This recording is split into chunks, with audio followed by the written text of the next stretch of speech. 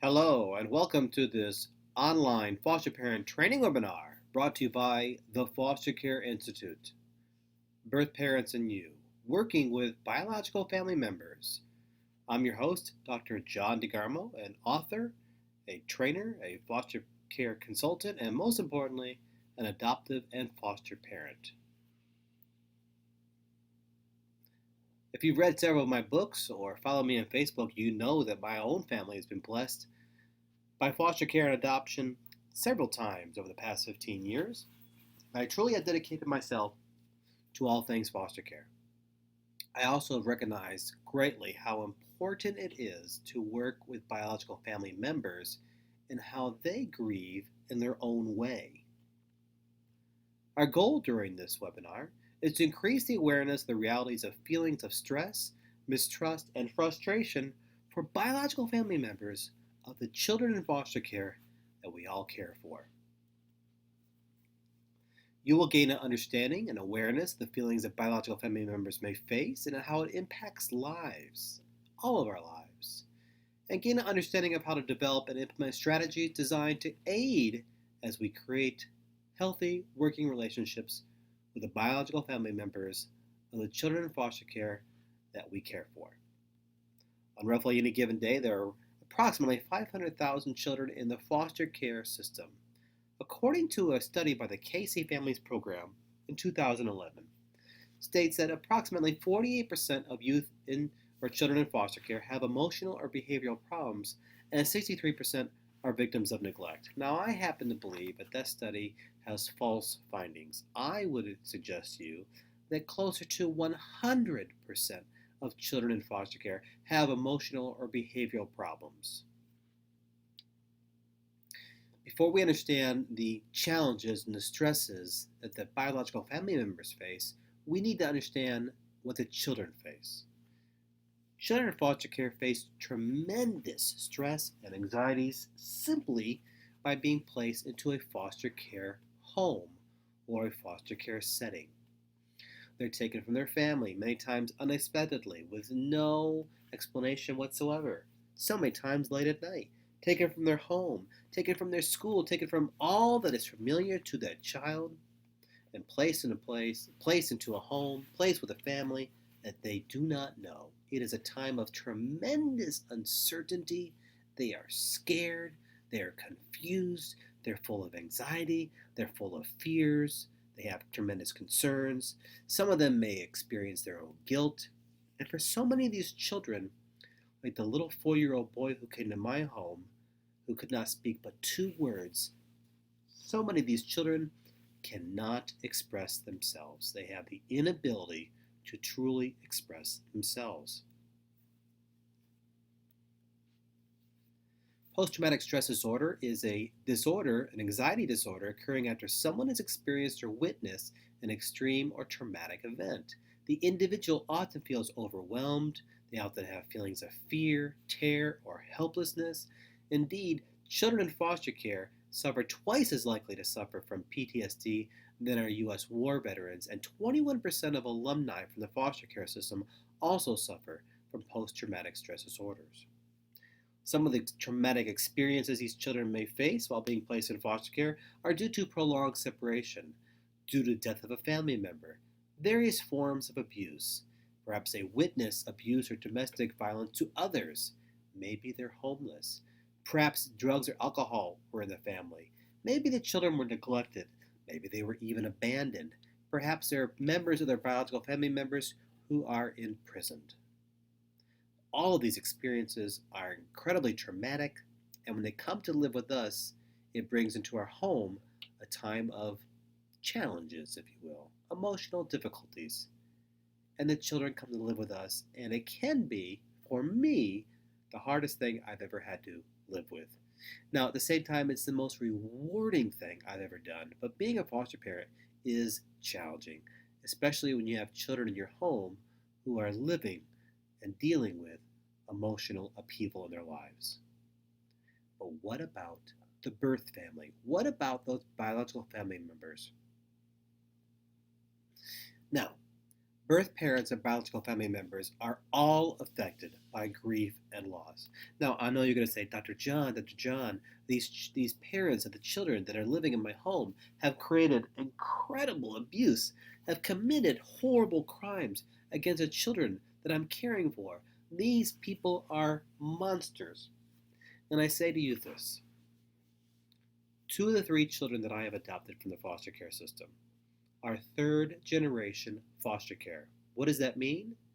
It means this quite simply: their parents and their grandparents were also in the foster care system, and the system failed them. The foster care system failed them, and the cycle repeated itself. That's how it is with so many birth parents and biological family members. They never had an opportunity to have a wonderful, loving, caring, positive living environment as they grew up as a child. And they're just repeating a pattern of abuse that they experienced. Is it an excuse? It is certainly not an excuse, in no way, but it may be an explanation. Secondary traumatic stress, according to Dr. Charles Figley, is the natural consequent behaviors resulting from knowledge about a traumatizing event experienced by a significant other. It is the stress resulting from helping or wanting to help a traumatized or suffering person. It's very similar to post-traumatic PTSD. Very, very similar to PTSD. But the difference is the experience. So many birth parents and biological family members suffer from secondary traumatic stress. Some of the reasons include the birth parents may overemphasize or over-identify with their children, placing themselves at risk of internalizing the problem. Maybe the birth parents have lived with horror stories all of their life and have had a negative effect on their own life. Maybe their own personal traumas may be unresolved and surface again when they have children of their own. Finally, strong emotional reactions to children in their situations that they're caring for and living in their homes are another reason for secondary traumatic stress. Some of these symptoms include anger, anxiety, deep sadness, prolonged grief, cynicism, irritability, mood swings. Perhaps the birth parents are self-isolating themselves. They may experience physical problems such as backaches and exhaustion, headaches and stomach aches, and maybe the birth parents are just weary. Does it sound like some of the birth parents to some of the children that you're caring for? It surely does for me. In previous online training webinars, we've looked at the stages of grief by Kubler-Ross in regards to foster parents. Now, let's look at it in regard to the birth parents. Shock. The removal of the child from their home, the removal of their child from their home and their family may bring feelings of shock to the birth parents, to the birth family. The sudden removal may cause deep shock and uncertainty, and the birth parents are left confused. Now, you may say to me, Dr. John, these birth parents had to know that what they were doing was wrong and the children would be removed. True, but they may experience the next stage, denial. They may deny that they were at fault. They may deny that they were the reason why the child was taken from them and placed into foster care. They may deny they have any problem whatsoever. Yet, deep down, they may grieve the loss of the child from their home, believing they were unable to provide the help the child truly needed. Anger. The removal from the home of their child may bring feelings of anger and disappointment to the caseworker, to the child welfare agency, to the judge, the court system, or even to you. And as myself, I've experienced this time and time again. I've had several birth parents and biological family members place the blame upon my wife and I. And you know what? That's okay. You should be used to that as a foster parent. Get used to that. They may refuse to accept the consequences of their poor actions, of their poor choices. They may refuse to acknowledge that what they did was harmful and instead place the blame upon you, the foster parent. You are the bad guy in their eyes. Don't take that personally. Let me rephrase that. Let me say it one more time. Do not take that personally. It is a stage of grief. It's not against you, it's a stage of grief. Guilt. Some birth parents may blame themselves, believing that they were at fault. They may try to comprehend what they did was wrong in the removal of the child from their home. This guilt may prevent them from thinking and behaving in a rational manner and may overwhelm them. It may well overwhelm them so much that it stops them from moving forward. In other words, they may have so much guilt in their hearts, on their shoulders, that it prevents them, it stops them from completing their case plan. They may not be able to do what they have to do to get the child back for reunification because of the guilt that they are feeling that's so overwhelming them. Bargaining. Some birth parents may try to bargain with a caseworker or the court system or even you as a foster parent in an attempt to shift responsibility from themselves to another person. Others may try to bargain with the court and caseworker when trying to have the child returned to them before the problem is even resolved. If you read my book Fostering Love or the sequel Love and Mayhem, then you know that I try to attend court as often as I can for the children in my home. For the simple reason because I want the children to know that we're in this together, that they're family members, that this is important, that this is something that we are going to face together as a family. I have had many birth parents in court try to bargain with the court system, try to bargain with a judge before reunification was possible. Depression. There are different components to depression. Some birth parents and biological family members may become irritated. They may become angry. They may experience fatigue or just too tired to carry on. Still, others feel they cannot continue their day-to-day life. It's a difficult time for the other members of the birth family, their friends, their marriage. It's a difficult time for the relationship between the child and the birth parent. These are times when visitations go horribly wrong, or when visitations don't happen at all because the birth parent is in such a state of depression that they can't even make the visitation.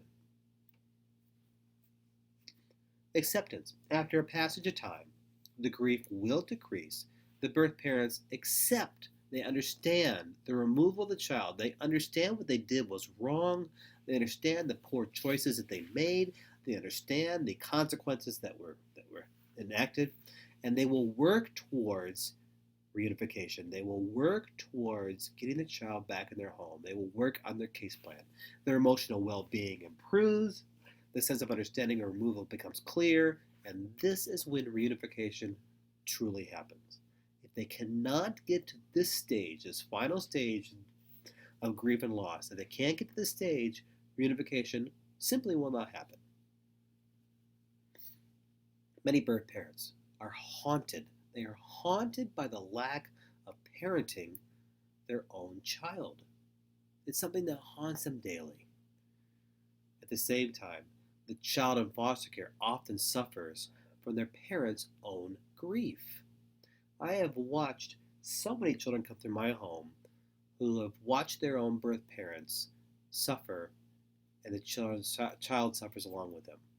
So, how do we help these birth parents? It is so important that we do that. If we truly want reunification, the end goal of foster care to happen, we need to work with them. We need to help them. We need to co-parent. The first thing you do is do not pass judgment on the birth parent. Now, if you read my book, Fostering Love and Love and Mayhem, then you know that some of the children who come through my home have had horrible crimes committed against them. Probably like the children living in your own home who have come to live through your family, have had heinous acts committed against them by their birth parents, their biological family members. Nevertheless, do not pass judgment upon them in the eyes of the children. Do not allow the children living in your home see you judging Their parents. Remember, this is their mommy and their daddy. These are the people they want to be with the most, more than you. They want to go back home and live with their mommy and daddy. Everybody wants to live with their mommy and daddy. It's only natural. So when you pass judgment upon them, when the children watch you do that, it's going to create a rift between you and that child. It's going to create division. It's going to create challenges and problems later on. Now, if you want to pass judgment upon them, do that internally. It's only normal. I expect you to do that, but do not do that out loud in front of anybody. At the same time, do not ignore the birth parents. Remember, they have lots of questions about who you are. They have lots of questions about how you are taking care of their child. They want to know if their child is truly being cared for, is being loved, and being safe. So they may have questions for you. Do not ignore them. Answer those questions as honestly and as openly and as positively as you can. In all ways, support reunification. Support it. Co-parent along with them. Work alongside the biological parents of the children who are living in your house, under your roof, and with your family. Now keep this in mind. Remember this. They are hurting. Those birth parents are hurting from something. There is a reason why they committed a horrible crime against a child that they love. There's a reason for it. Most likely it is because of some past pain that is unresolved in their life. If you remember what I said earlier, 2 of the 3 girls that have come through my home that I've adopted, and as you read in Love and Mayhem, are 3rd generation foster care. This cycle repeated itself. Their parents and their birth parents were hurting. They're still hurting to this day. You need to remember that. Be prepared.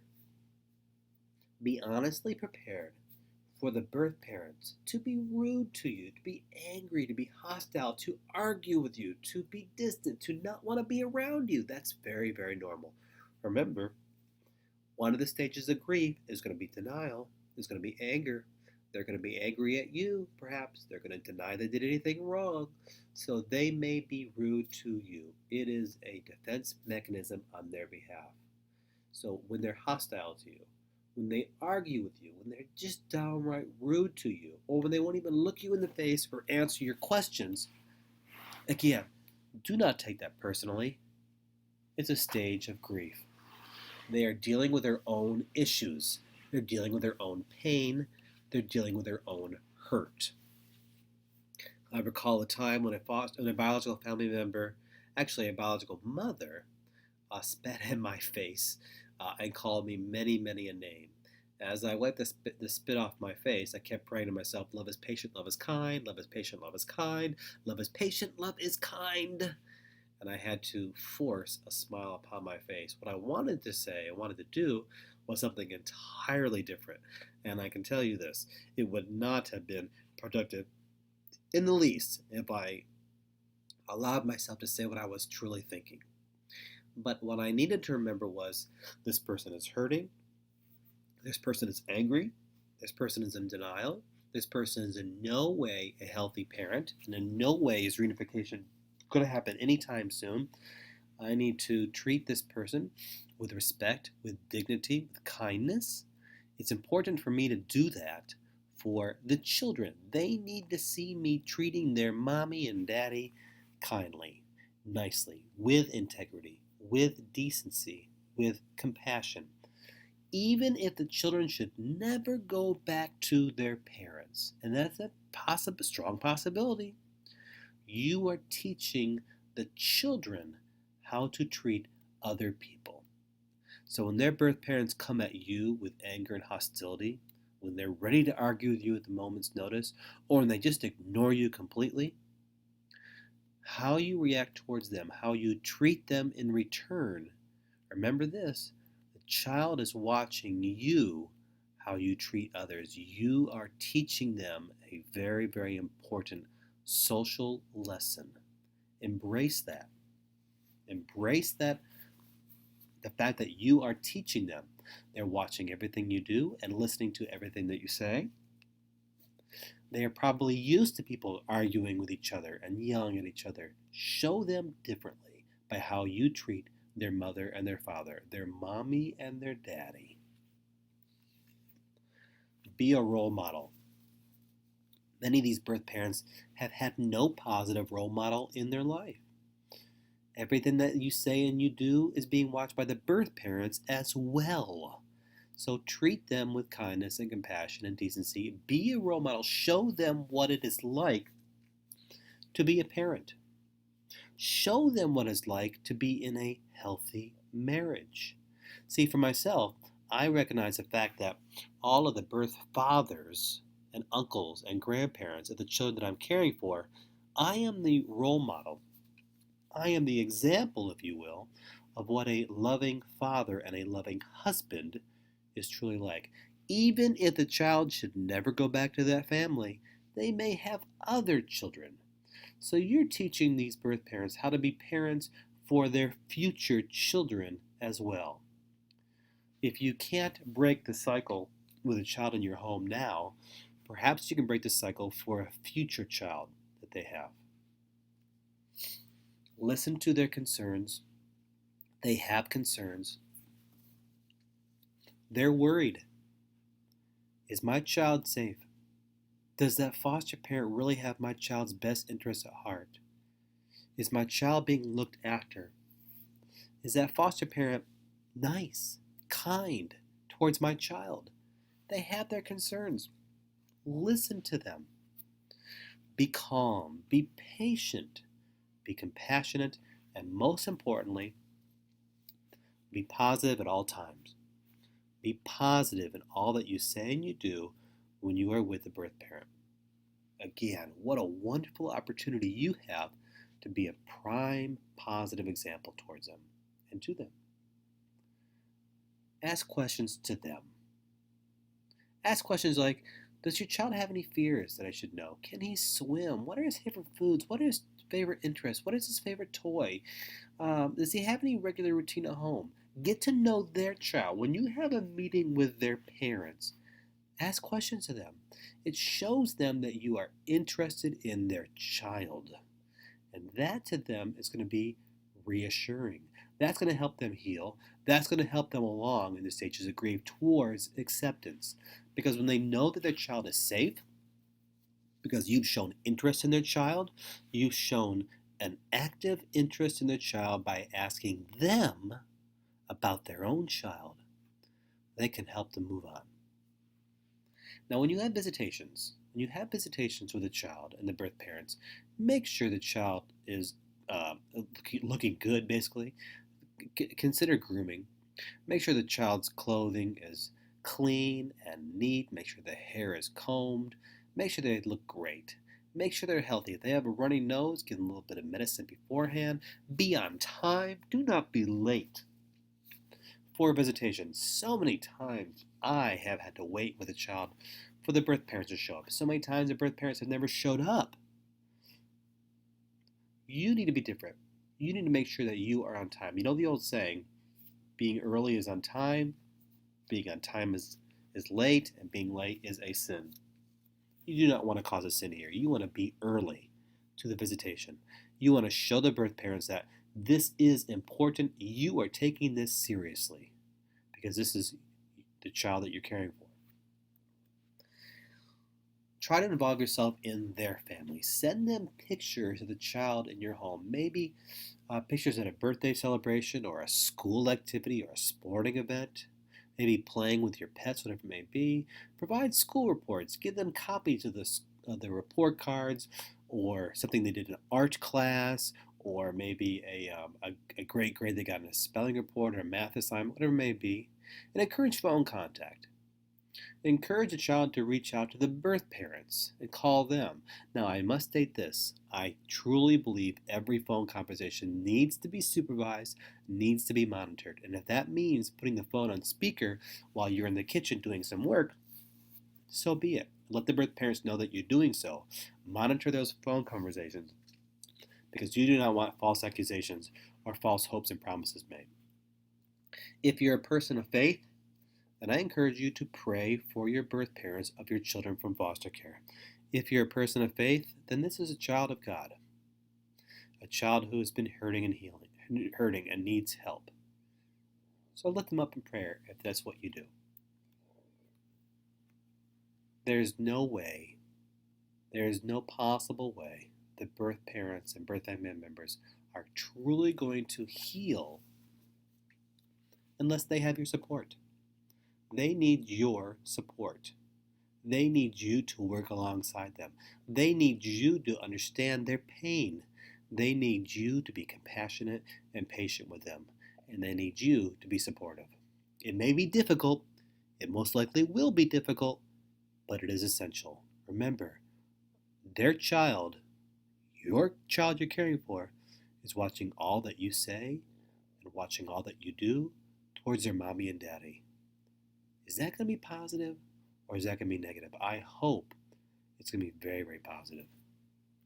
For much more, go to my website. Just Google the Foster Care Institute or Google my name, Dr. John DeGarmo, or just use that information right there from my website. You can find so much on my website, whether it's articles and resources, my video series, Foster Care 101, my old radio programs, whatever it may be. For lots more every single day, lots of articles and resources and information, follow me on Facebook, follow me on Twitter, and there's my email address as well. Contact me if you have questions about this webinar or anything else. One of my favorite books I've written is the children's book, A Different Home, A New Foster Child's Story. This is a perfect book, an absolute perfect book for you as a foster parent or caseworkers to pull off the shelf, sit down, and read to the child each time a new child is placed in your home. It's from the perspective of a 7-year-old girl who is placed into foster care. Not a stuffed animal, not a little monkey or a puppy, a real girl with real fears, with real concerns, with real questions. And by the end of the story, she realizes, this is not my family, this is not my house, but I'm going to be okay. It's a book designed to ease the anxieties and answer some of the questions of children in foster care. And I have many other books as well. And I hope you check them out. I know there's a book there that's perfect for you right now. My friend, thank you so much for being part of this webinar. Thank you so much for all that you do. Thank you so much for caring for children in need. You truly are making a difference. For the Foster Care Institute, I'm Dr. John DeGarmo.